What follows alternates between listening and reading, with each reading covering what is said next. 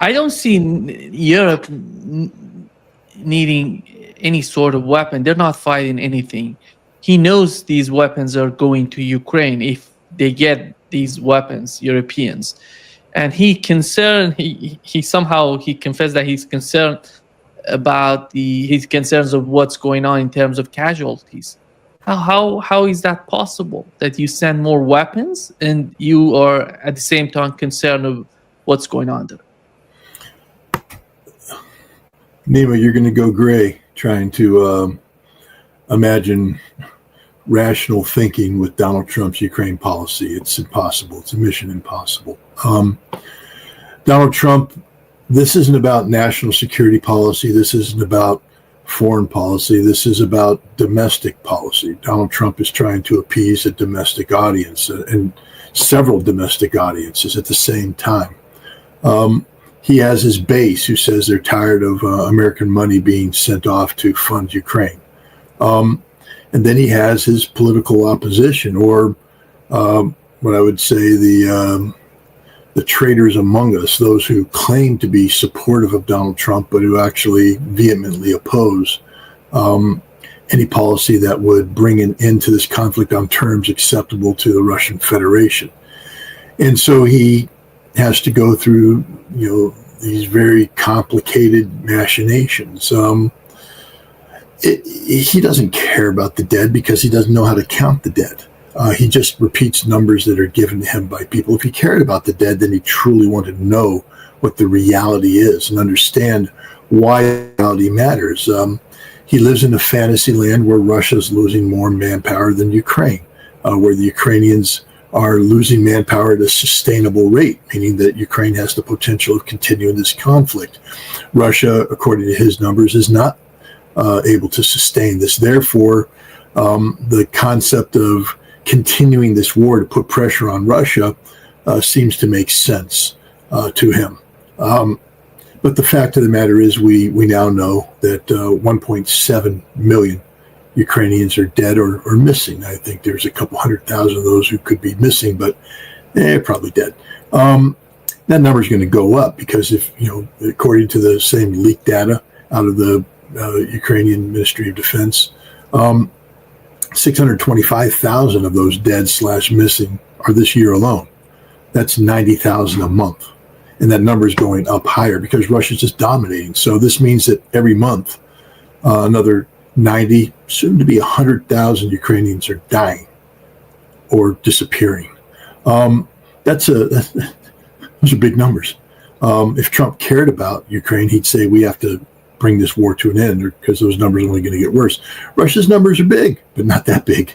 Right now it's estimated that, Russia's losing, one dead for every 10, 13, 15 Ukrainian dead. So, the Russian numbers are far less than the Ukrainian numbers. Still big numbers. I mean, I'm not saying Russia's having a cakewalk here. This is hard fighting. This is some of the most high intense combat that's been seen since the Second World War. At least Donald Trump gets that aspect of it right. And he's starting to understand that it's a new kind of war. He spoke the other day about drone warfare and the reality of drone warfare. But, he can't allow himself to be painted into a corner, meaning that he caved into Russia. So he has to say stupid things and do stupid things. This is why the other day he posted on social media about Ukraine had the ability to attack Russia. Nobody ever won a war on the defense. You have to have the ability to attack. He coupled that then with an announcement that the United States, it was reported in the Wall Street Journal, was going to sell 3,000 some odd extended range, attack missiles, or I don't know what the A stands for, to Ukraine. And on the surface of it, you say, well, what? Because wasn't it Donald Trump who realized back in December of 2024 that the Biden administration's green lighting of use of ATACMS missiles for targeting the Russian strategic debt brought us to the brink of nuclear war? Trump recognized that. Then that's why he said, I won't continue that policy. Now he's doing that policy, just using a different weapon system. But let's parse this out, because that's what he said. He's posturing right now so that nobody can say, you're not supporting Ukraine. He said, no, no. We're just not paying for it, but NATO's paying for it. Remember those 10 Patriot batteries that they were going to provide? The full complement. I mean, I love that term, the full complement. It's so wholesome. It makes you feel really good and safe and secure. And now I guess we're providing with the full complement of ERAM missiles too. But those Patriot batteries will never be delivered to Ukraine. First of all, they have to be produced. You have to get in line. There's a lot of people looking for Patriot batteries and Patriot missiles. Israel used a whole bunch of them, needs replacements. The United States doesn't have any left. We need to beef up our forces. So once we start producing them and we get them to Europe so they can transfer them to Ukraine, we're talking 2027, 2028. There won't be a Ukraine by then. It's not going to last much longer. The ERAM, it was a system conceived in 2023. It didn't exist. In fact, it doesn't exist. I mean, they've spent 2 years developing it. I think it might have passed its last trial, but it's not in serial production yet. That means that if you're building it, you're building one-ofs for testing purposes. They're not designed to be given to Ukraine yet. And yet in 6 weeks, Donald Trump says he'll begin delivery. That means that let's assume, to make that announcement, the system now has passed its final evaluation. The maximum output that the United States will have with everything going full speed is 1,000 missiles a year. That means that to get to what Donald Trump is, we're talking at least 3.5 years down the road before that full complement gets there. But some missiles may be delivered, a handful, a dozen, starting. But then there's the fine print. Ukraine can't use these missiles without America's permission. Only America gets to designate the targets. And if you think Donald Trump is going to allow the United States to designate targets for the ERAM missiles, knowing that in doing so, you close the door on any peace possibility because you become a direct participant in the war, that isn't going to happen. Everything gets pushed off 6 months. I think Donald Trump is hoping that in 6 months there will be a new reality on the ground, one that compels the Ukrainians to accept the Russian terms without compromise that can bring this war to an end. Otherwise, this war will continue until Russia accomplishes all of its objectives. And unfortunately, to get those objectives, Russia will be called upon to destroy the Ukrainian army. There's 800,000 of them in there today. I think Russia, by the time this is finished, will end up killing another 250, 300,000 Ukrainians. That's just the way this cookie crumbles. That's the way war goes. So, this is the reality. Donald Trump is saying things, but the reality is nothing of substance is going to be delivered. Donald Trump has bigger fish in mind. He has a strategic nuclear treaty he's trying to revive with the Russians. He's trying to come up with, profitable joint enterprises, joint exploration of the Arctic. I think it was Chevron just basically was greenlit to go back into the Russian oil business. Trump said, yeah, we're friendly to that. That's, billions of dollars. And after Chevron will come other American energy giants that'll get back into the Russian market. This is what Donald Trump cares about. He doesn't care about Ukraine. In fact, today, or I think yesterday, he said, what did Ukraine expect going to war with Russia? They got their butts kicked. He recognizes that reality. It's just a political game that's being played right now because there's a tremendous amount of opposition inside the United States, in Europe, and colluding between Europe and the United States to prevent Donald Trump from having better relations with Russia. And unfortunately, these people who oppose better relations with Russia are willing to sacrifice Ukraine to achieve, their outcome. And when I say sacrifice, I mean literally sacrifice Ukraine. They're destroying the genetic pool of Ukraine. Soon they'll be sending 18-year-olds to the front line. And when they do that, that's it. Ukraine's finished as a race because you'll have a bunch of women and you won't have any men left. And that's it. You said the decision on the part of Ukrainians, but who's going to decide about that? Is that all about Ukraine, or you're talking about Europeans and the establishment in the United States? Well, I mean, the Europeans and the establishment in the United States believe they're going to be the ones making a decision, but they're not. The only person making a decision is Russia. Russia's complete control of this narrative here. Russia's not budging.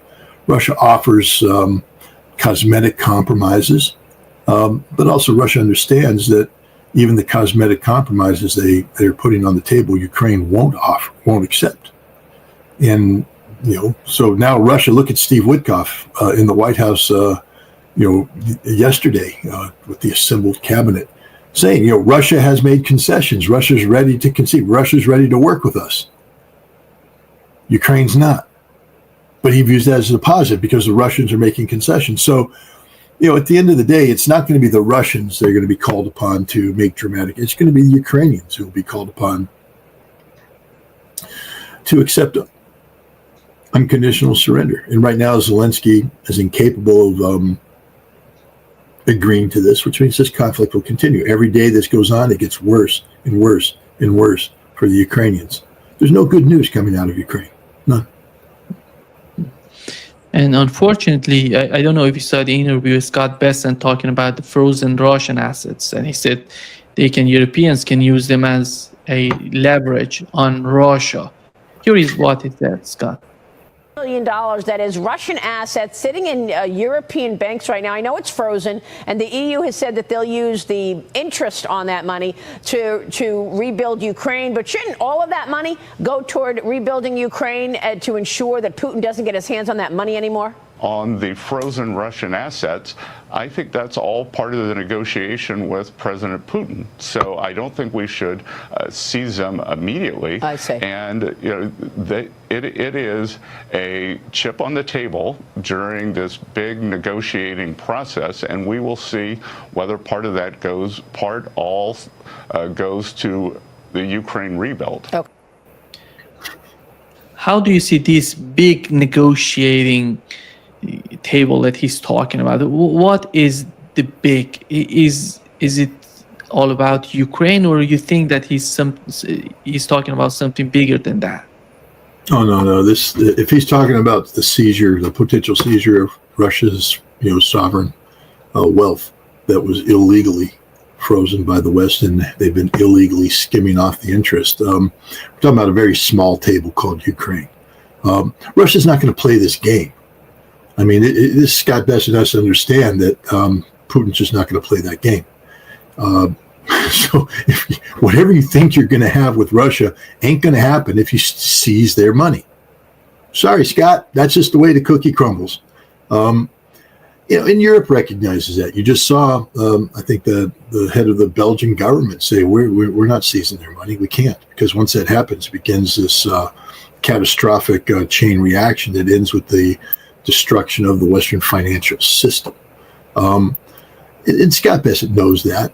He's just playing stupid games. Again, he's one of the guys that stabs Trump in the back, because this is not the kind of advice that's conducive to an outcome that's positive. This is the kind of Scott Bessent is a Russophobic guy who thinks in Cold War mentality. He's not a problem solver. He's not trying to help solve this problem. He's like Marco Rubio, sitting there pretending to be sitting next to Donald Trump and helping Donald Trump, but stabbing Trump in the back when it comes to achieving better relations between the United States and Russia. The notion that Russia's sovereign wealth can be stolen and not create insurmountable problems with Russia is just absurd in the extreme. The good news is the world knows this. The bad news is it creates confusion where there shouldn't be confusion, because we should be talking about the big table. The big table is where we can be talking about strategic arms reduction. We can talk about Arctic, joint Arctic exploration, exploitation. We can talk about the return of the energy giants to Russia. We can talk about investments, lifting of sanctions, normalization relations, all the good things. But you're not going to get to that big table as long as the United States is holding hostage hundreds of billions of dollars of Russian sovereign wealth. Do you think that they talk about it, these things, but they're not publicly announcing it? Well, they can't take the money. I mean, Bessent doesn't even know how he would begin to do that. It's against the law. It's against everything. And when you're talking about banks and financial institutions, this stuff sort of matters, because a lot of it's based upon confidence. The quickest way to lose confidence in the dollar, lose confidence in the Western banking system, is to start seizing sovereign wealth assets. Then nobody will want to deposit their money in Western banks. And that's the end of it. And for countries like Belgium, Luxembourg, and others who have part of their economy is dependent upon banking, it'd be the end of them. So I have to say, there's a couple people when they open their mouths, I listen, but I don't overreact. Keith Kellogg, who cares? Scott Bessent, who cares? Lindsey Graham, who really cares? No, but I mean, there's a number of them when they speak, you're just like, it doesn't matter, because they're so far removed from reality that their opinion no longer matters. Russia, Scott, you've been to Russia and you saw what's going on there, the mindset of these people there. Do you think that they really care about how sensitive does Russia feel about America, the United States sending weapons to Ukraine? I want to know that, because in the meeting Putin had with Donald Trump, I don't know if they talk about these things, the intelligence and the weapons that the United States is trying to provide. They may talk about NATO, but it's all about Ukraine. It's not about NATO. Look, Sergei Lavrov and other Russian diplomats have said it straight up. They know what's going on. They know the United States continues to provide weapons. They know the United States continues to provide intelligence. They understand this. It's just the reality that they're in right now. It doesn't change anything. It doesn't change, what's going on the battlefield isn't impacted by this. It's just a reality. But the Russians have said that there can't be a lasting peace with Ukraine so long as the United States provides intelligence, weapons, etc. That in order to get the peace that Donald Trump claims he wants, the United States will have to stop doing all the things they're doing now. But Russia's been dealing with this for over 3 years now, and they're winning. So from the Russian perspective, they'll just deal with it a little bit longer. Now, that's the Russian government. They're very pragmatic. I'll tell you, the Russian people are furious because our weapons are killing Russian soldiers. They're every day. There's a mom, a wife, a daughter, a sister who's lost a loved one. And they're being killed by American-provided weaponry. And the Russians have a hard time squaring the notion that the United States is trying to pursue peace at the same time providing Ukraine with the resources that enable them to kill Russian soldiers. That doesn't mean Russia's going to quit. It just means there's a lot of bitterness now in the hearts of the Russians. And they don't necessarily buy into the notion that Donald Trump is a good guy. Look, the Russians want peace. They made that point over and over again. But they also said it's peace through victory, meaning that you can't have peace without victory. Victory comes first, then peace. And that's the mindset of the Russian people right now. They want this war to come to an end, but they're not willing to make the concessions that would deny them the victory that's been earned by the blood of the Russian soldiers who've been killed by the American weapons. Lavrov said that they didn't talk about the meeting between Vladimir Putin and Zelensky during the talks. And what it was, when you look at the United States and the Trump administration, somehow Donald Trump came out saying, so we're done with the talks with Vladimir Putin. Next time we're going to have Zelensky talking to Vladimir Putin. They may invite me if they want me to be there. I would be there. And so when they didn't talk about it, how you can offer that in the aftermath of that meeting? Well, let's put it this way. Donald Trump came into that meeting with a certain list of expectations. They didn't talk about any of those. They talked about the ones Russia wanted to talk about. But that list still exists. That list still influences, Trump's, policy options. And so it's the equivalent of me saying, okay, Neiman, we're going to meet. And when I meet, we're going to be talking about things. You're going to be meeting with, I'm going to make you meet with McGregor. You're going to meet with him face to face. You and McGregor are going to meet. That's going to happen. And we're going to do this, that, and the other thing. And then you and I get together, and I don't mention McGregor at all. You don't mention McGregor. We don't mention anything. But when the meeting's done, I go, I had a good meeting with Nima. And, I think the next time he's going to be meeting with McGregor. And we're going to, that's because it was on my piece of paper. It was on my agenda. I didn't talk about it. It's still on my agenda. I'm still going to talk about it. But you're going to sit there and go, we didn't talk about McGregor. It didn't come out of my lips. That's what's happening here. Trump wants a meeting with Zelensky. Wants Putin to meet with Zelensky. The Russians are like, no. I mean, I guess we could say in theory, but we can't have an agreement with him. He's not a legitimate president. And that really gets under the skin of Trump. You saw that the other day in that thing, bullshit. They're going to accept it no matter, excuse my language, but the president said it. Why can't I? But yeah, he just lives in a fantasy world. This is where he really needs high quality people around him. I'm not saying that I have all the solutions, but I am working with a group of people that we call the Poughkeepsie Peace Initiative, and we're putting together what we call a civilian engagement team. And we're offering our services to the president because we're saying you're getting the world's worst advice about Russia.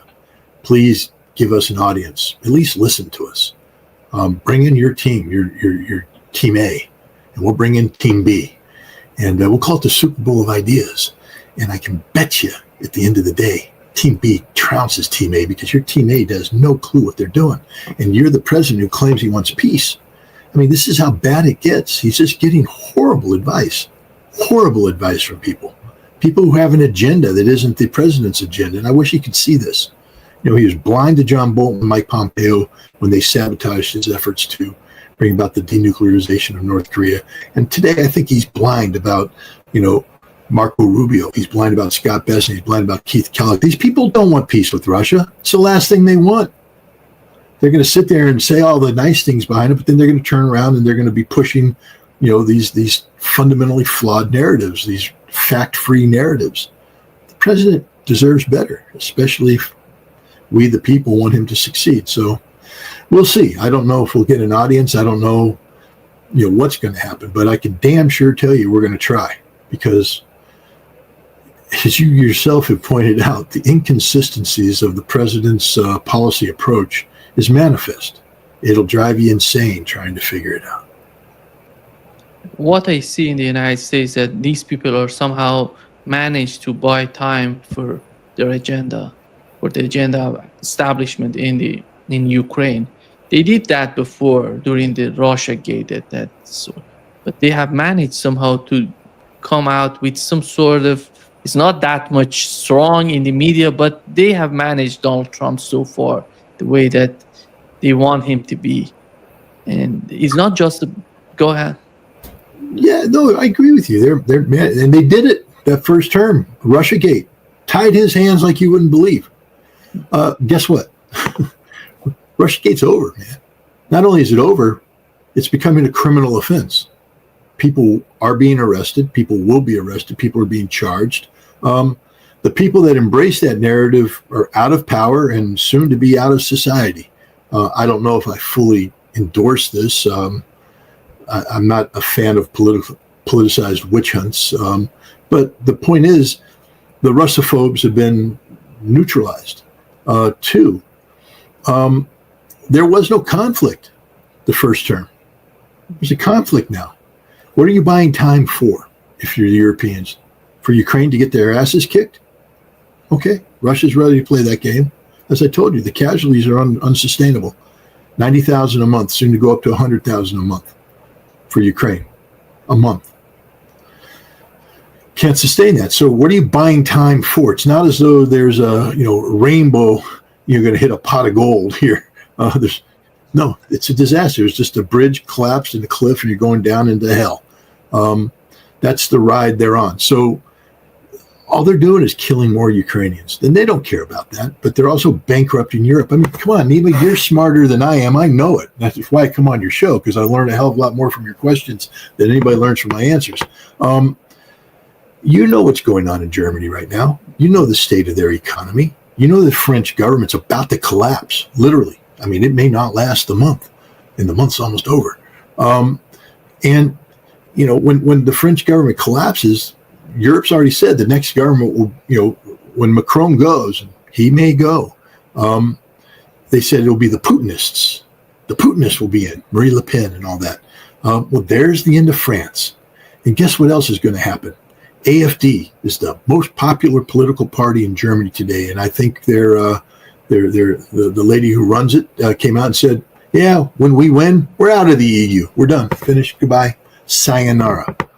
That's the end of Europe. If France and Germany drop out of the EU, Europe doesn't exist anymore. Unified Europe. It's finished. It's gone. And then you'll see a fracturing like you've never seen before. So what are you buying time for? People have to understand, the more time you buy, the more you sustain this absolutely insane failed process that's captured Europe since the beginning of 2022, the more you guarantee an outcome which is very good for Russia and very bad for Europe. And it's not good for the United States. I mean, we need stability. I mean, I'm an American who doesn't believe in the European Union. I really don't. I think it was a failed experiment from the get-go. But I'm also an American that says it's in our best interests. You know that I'm sympathetic to the Russian point of view. I believe history's on the right side of Russia.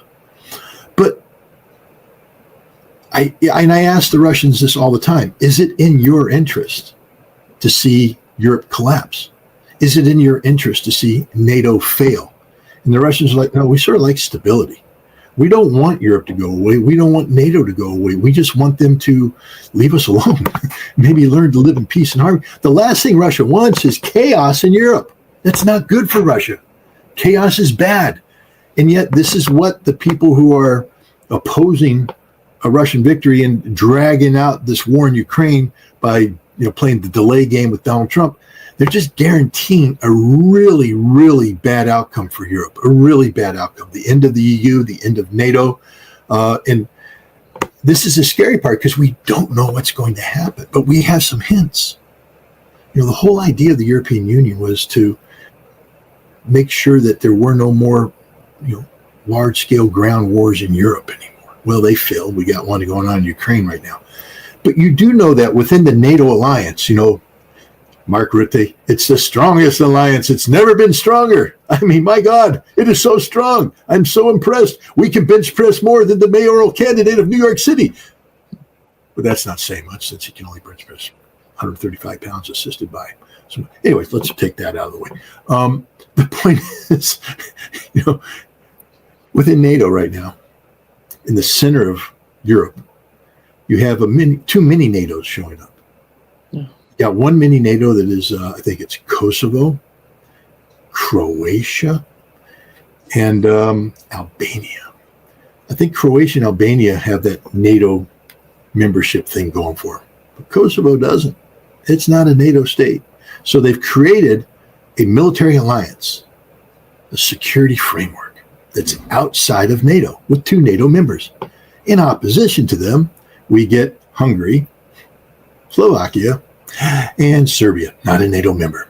And they've created an alternative, an opposing military bloc. So when Europe falls apart, and it will, we're going to see wars in Europe. We're going to see wars that are going to be horrific, wars that are going to rival what's going on in Ukraine in terms of death and destruction. Europe's condemning itself to another 100 years of conflict.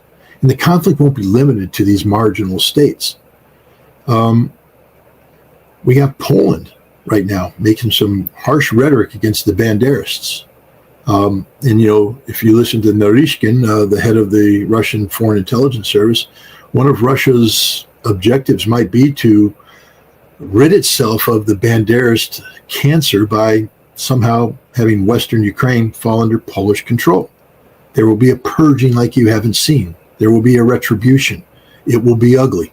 But if Poland regains its eastern territories, what are the Germans going to say about Silesia and Pomerania and East Prussia, which they had to give to Poland to compensate for the land that was taken by the Soviet Union? You think the Germans are going to sit there idly and go, yeah, that's all right? No. So now we're looking at, a German-Polish war? Who's going to side with the Poles? The Balts? Who's going to side with the Germans? I don't know. Maybe France, maybe not. Maybe France won't. So now you got a war against France and Germany. Although I find that unlikely, but that could happen. The British, they're everywhere causing trouble. They've signed an agreement with Poland. They've extended their nuclear umbrella to Poland. So now if the Germans and the Poles starting to get a fight over Silesia and Pomerania and East Prussia, where is the UK going to come in? And if the UK jumps in, France sort of extended theirs too. So now Germany's going to turn around and say, well, we need nukes, either develop themselves or, hey, Russia, we'd like to talk a little bit. See, this thing, Europe will, what we conceive Europe of being won't be anymore. It's over unless they stop this insanity right now. Stop it right now. I'm not saying the EU deserves to exist. What I'm saying is Europe doesn't, for the betterment of mankind, Europe doesn't need to slip into chaos and anarchy. It's already got so many problems. The immigration problem. I mean, if Germany was invaded today, 16% of the male population said they'd be willing to give their lives in defense of Germany. That's if Germany was invaded, 16%. What happens if Germany follows through on its promise to go to Ukraine? What percentage of the German manhood is going to say, yeah, we're ready to go die in Ukraine? None. Nobody in Europe wants to die in Ukraine. And yet NATO and Europe are crucifying themselves on that cross. Anyways, that's the Russians don't want that. The Russians don't want that kind of instability. Russia likes predictability. Russia likes to know what's going to happen. It's easier to formulate policy that way. It's easier to allocate resources if you have a good idea of what the future is going to be. So the idea that Russia's gloating over the collapse of Europe and the collapse of NATO is just an absurd notion. You know, Russia prefers stability. Russia prefers predictability. And right now we have nothing but instability and unpredictability. My English language is horrible. I apologize.